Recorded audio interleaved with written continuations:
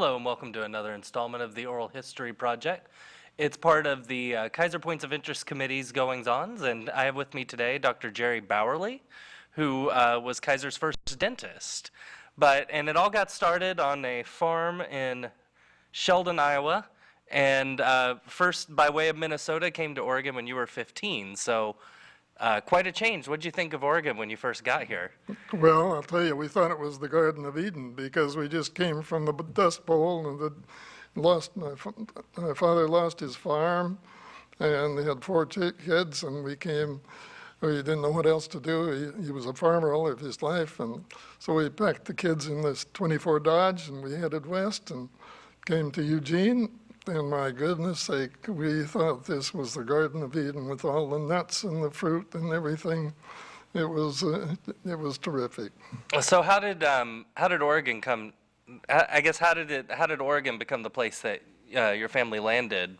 Well, back there in Minnesota, we had another family in our church that had the same situation, and they sent one of their 18-year-old sons out west. He went up to Washington, got a job in a sawmill, and he brought the money back and told them all about the Northwest and everything. And so they came out a year before we did, and they landed in Eugene. And so we went to their house and stayed until we could get settled a little bit there in Eugene. And so that's how we came.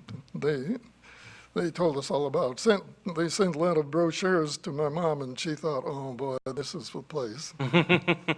So tell me how you went to Mohawk High School? Yes. And so tell us kind of how you came from there to your dental practice, which you started in Portland, right? Yes, well, my dad had he didn't know how to do anything but farm, but in Oregon, the farming was different than the open fields and the cattle and the fences and everything in Minnesota. And so he got a job as salesman, going from lumberjack towns to another town selling appliances, but then that didn't work. And when President Roosevelt set up the Rural Rehabilitation Project, where he took certain land and partitioned it into certain pieces of property. My dad got one of those up the Mohawk Valley, and it had been logged off years and years ago, but it never been cultivated. So it had big stumps in there, and so my dad and I had to get rid of those stumps. And we got a stump puller and a dynamite blaster, and we went and we worked out in the rain. We didn't mind the rain one bit because we hadn't felt rain for a long time. So anyway, we got in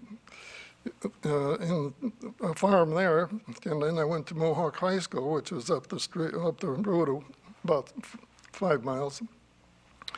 And then when I graduated, I went into the 3 Cs, and I was in the Civilian Conservation Corps for 13 months. And part of it was at Camp Belknap, and the other was in Camp Oak Ridge.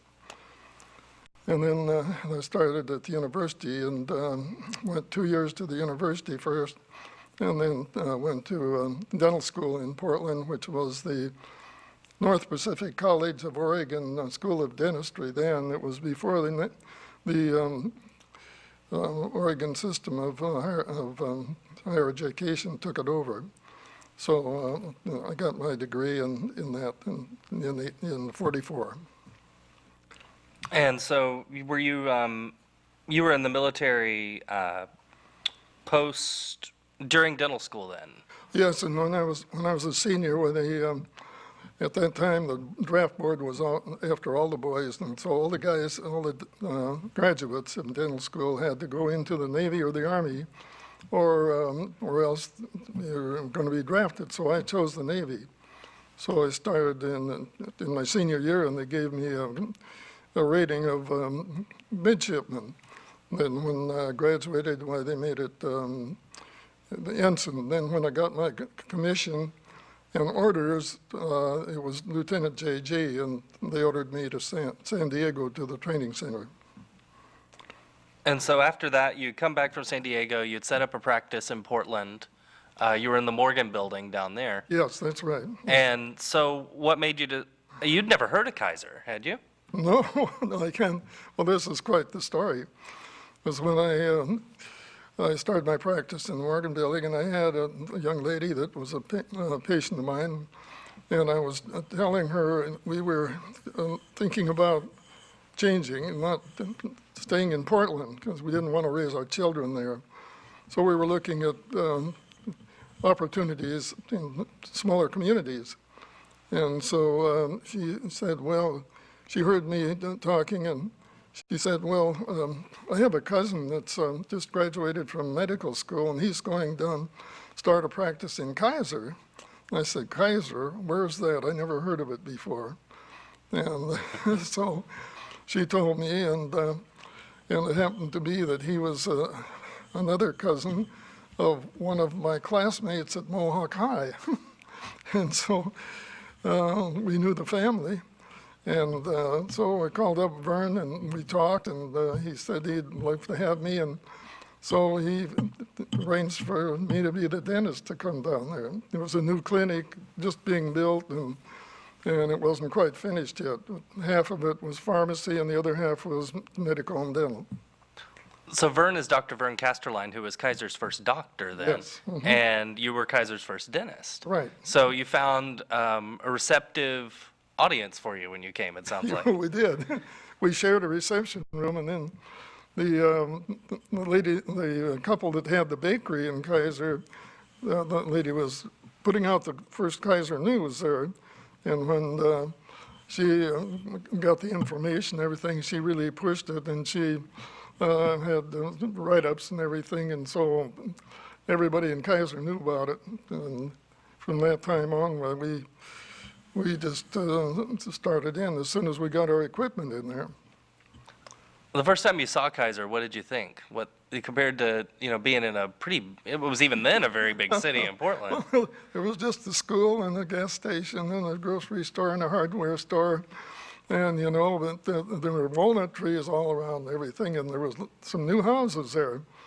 And so we thought, well, this is a good place to start. It was the bedroom community of Salem. And so we thought, well, this will be a good place, and it really was. What was it what was the positive, what did you feel that, when you got here, it sounded, obviously you liked it, you've been here some 60 years now. Yeah. You mentioned the small town feel of it. What were some of the other draws to you? Well, the people were just really, really friendly, and it was close to Salem. It was close there, and it was close to the country. You could get out in the country. We're really in the country, and the people were friendly, and we started looking at houses, and there was a new house on Will Avenue just being built, and the contractor was very nice, and so we ended up buying a house there. But we felt that it was mainly the people, and we knew that it was going to grow because there was the development of the Membrane Gardens was a special place for a little bit better homes, and we knew that it was going to progress. So are you still in the home then, or how long did you live in the home on Linda? 50 years, and 2 years ago we moved into Alvamere Court over just off of River Road on Clackamas there. Mm-hmm. So what was your relationship, your working relationship like with Dr. Casterline? Well, it was really very good, very good. We've just been friends all these years together. And we were 10 years together, and then he went into another office, and I went into another dental office that was being built. But we had a very good relationship, we really did. And we were really good friends, and we were good friends with his first wife, and he's still a really good friend of ours, and we think a lot of Vernon. Yeah, he's really a good guy. So, you were in the profession quite a long time. What were some of and I think you and I had discussed this earlier. Can you tell us about some of the how your profession evolved and changed between when you started and when you retired? Yeah. Well, when I was in dental school, they didn't have any place for the patient to spit. They didn't have an aspirator or anything like that. They had a spittoon right by the chair that was just like the spittoon they had in the saloons. And our equipment was only had the belt-driven handpiece, and well, it was really antiquated. And it's in the archives now, I'll tell you. And now, of course, my goodness, it's far, far, far advanced, and it's all technical, and it's computerized, and it's night and day plus. Do you feel like you could walk into an exam room and do what you did? Never, no, never. So what piece of technology or what medical discovery sort of during your career really changed the dental industry? Well, it was the turbine handpiece, the handpiece that ran. First of all, I had one that ran with water handpiece, and that was a big advantage over the belt-driven handpiece. And then now they have air handpieces, and they go high speed, really high speed, and those are one of the biggest advantages that I see. So when you were, what are the things that you and your family did for fun when you had off time in this area? Well, we used to go to the Y every Friday night, the whole family, and go and have a time at the Y, a good time swimming, and then we'd go out and we'd go to Burger King or someplace and have a sandwich and so forth. And we played a lot of games at home, and whenever we got a chance, we'd go to the beach, and we loved to go to the beach and take the kids. And then when they were old enough to start skiing, we got into skiing, and that was one of the favorite pastimes we had. Mm-hmm. So what were some of the major events in Kaiser that you remember taking place when you were, during your practice or post-retirement? Well, one of the biggest things, it wasn't a couple of years ago, around 4 or 5 years ago, I guess it was longer, when they moved the old Kaiser School. I guess that was longer than 5 years.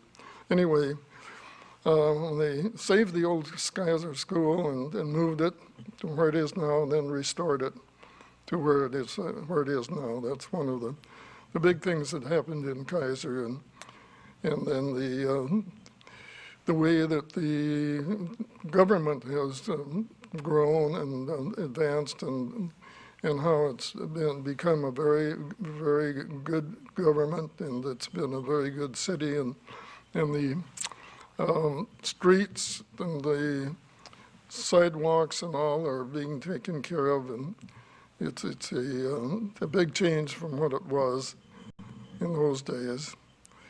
We just didn't have those things. So in your mind, you went from watching the Kaiser School being, the focal point of the community, Mm-hmm. sort of went, the school was, eventually closed and people didn't know quite what to do with the building. Mm-hmm. Can you tell us why you thought it was important that the building be saved? Were you involved in the committee to? Oh, yes, I'm still on the board, the Kaiser Heritage Community Center Board. Mm-hmm. Do you have any particular memories of the building when it was actually a school? Well, I remember going there and going up those steps, and having the classrooms upstairs, and that was the same thing as when we were back in Minnesota. I had to go upstairs to go to school in my freshman year, and it was It had so many windows in it. That's what I noticed. And still today, I think it's one of the very pluses of that building is the windows. It has a lot of light in there, and I noticed that. And the kids went to school there, and they had a good playground outside, and they got along really well. So what was in your mind, you said you're on the Heritage Board even now. So what do you think the community has gained from saving that building? Well, it's kind of a show place. In the first place, there's the Art Association has a gallery up there and a studio for classes. It's beautiful. And there's a Chamber of Commerce, I have an office there, and there's a museum and a small library. We sit at the museum every week, a month or so. And there's the Young Life has a room there, and then upstairs is a big sort of a conference room with a modern, complete kitchen, and there's weddings that are set up and anniversaries, and it's rented out, and it's self-sustaining, and it's a place where people can congregate, and we have children coming in there and going to the library and going through the library and the museum. And it's small scale, but it's very nice. So going back to your practice, was it common for dentists to make house calls like physicians, like a general practitioner may have? No, not unless it would be a real emergency or something like that, an accident or something like that, but normally we didn't go to house calls. So how would you handle a dental emergency then? Well, you'd take what you could of the instruments they thought, whether, and it would be, of course, there'd probably be some medic that would be called to control the hemorrhage and that sort of thing. And, but if it's a fractured tooth, you just have to try to calm the patient down, and then when you could get in to stabilize it some way so that it wouldn't be sore to touch or move. And so it's we didn't have too many of those. So when Kaiser, there was discussion of incorporation for quite a long time. When the deal actually was going down, what were your thoughts at the time? Well, I was all in favor of incorporating it.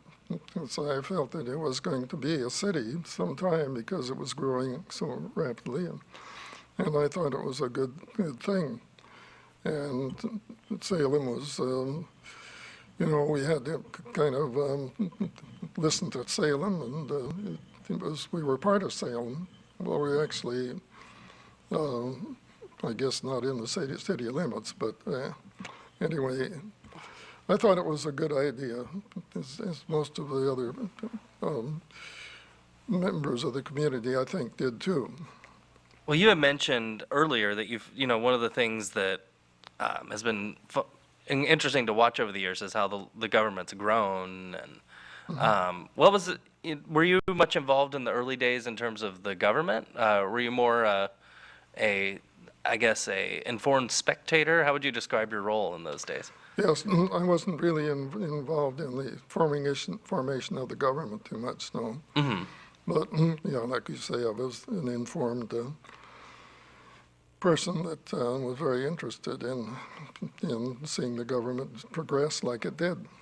What was the single biggest maybe change or evolution that you think had the biggest impact on Kaiser in the time that you've been here?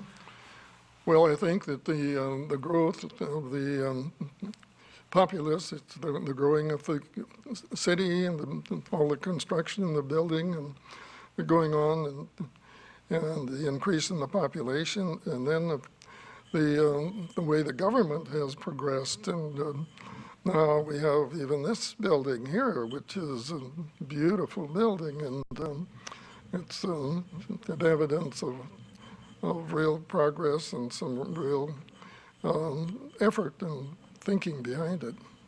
Are there any thoughts on Kaiser or the community in general that you want to leave us with? We'll wrap it up here. Well, I would say that if anybody wants to come to Kaiser, why they would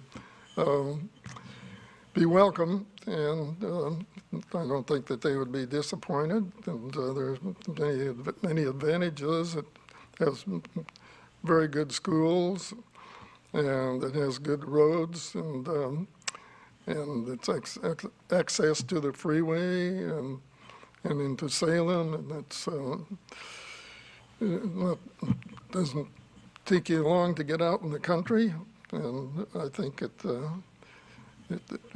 a good place to live. We're real happy that we live there, and we're very proud of our city. Very nice. You should take up real estate. That sounded really good. Well, I want to thank everybody for tuning in and watching us. I want to thank the Keizer Points of Interest Committee for putting this together, and most importantly, thank you for watching. Have a wonderful day.